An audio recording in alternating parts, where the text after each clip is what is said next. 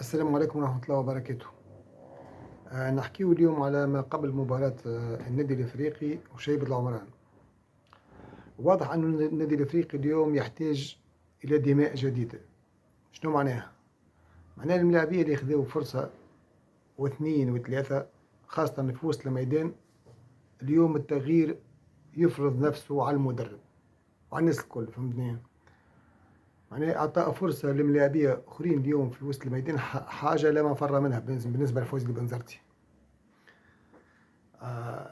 باش نحكوا على خان مثال تقريبا، معناها ماهوش الملاعب اللي يبحث عليه النادي الافريقي في وسط الميدان، لكن ظهوره اليوم لازم يلعب، فهمتني؟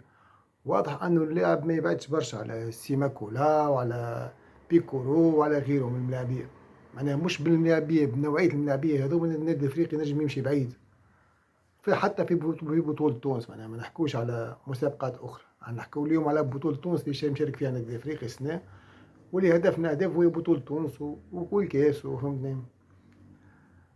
اليوم فوزي بن زرتي معناها في على عنده حتمية أنه يشارك الملاعبي هذا في وسط الميدان، لعل وعسى يكون حل من الحلول بعد ما معناها انعدمت الحلول مع الزمزمي ومع غيث الصغير ومع المنظومة هذه نتاع وسط الميدان اللي ما مشاتش في المباريات الكل تقريبا، فهمتني.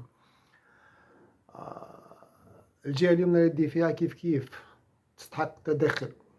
ما نعرفش معناها اللاعب جرجيس رمضان معناها حاضر ولا مش حاضر باش يكون اساسي، لانه الزعلوني معناها توا تقريبا من اخر الموسم الفارط الى بدايه الموسم هذا يعمل في اخطاء معناها مكلفه للنادي الافريقي، اخطاء معناها تتسبب في اهداف، مش مجرد خطا معناها.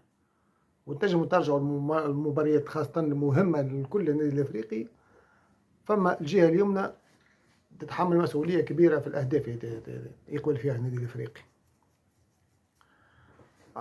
بالنسبة للوضع اليوم راهو ماهوش غريبة أنه النادي الأفريقي موجود في الوضع هذايا، فهمتني؟ لأنه تقريبا في الانتدابات الكل، إذا كان استثنوا شوات، شنو الانتدابات الأخرين اللي جابهم النادي الأفريقي السنة؟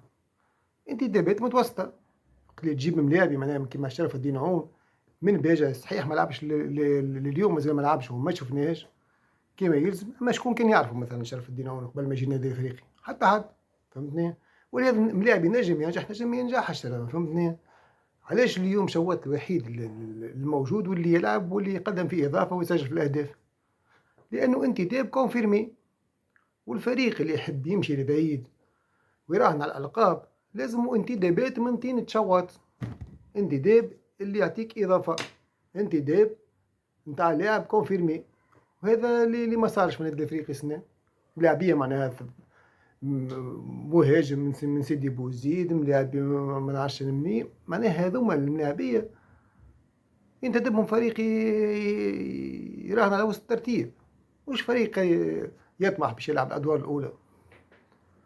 على كل ان شاء الله اليوم في مباراة هذه نتاع العمران نشوف وجه جديد للنادي الافريقي، ولانه الامور صعيبه انه باش تبدل بين عشيه وضحاها وجه النادي الافريقي، لكن نشاهدوا المباراة ومن بعد نحكموا على مردود الفريق وعلى إمكانية أنه يتطور وإلا لا مع فوزي البنزرتي.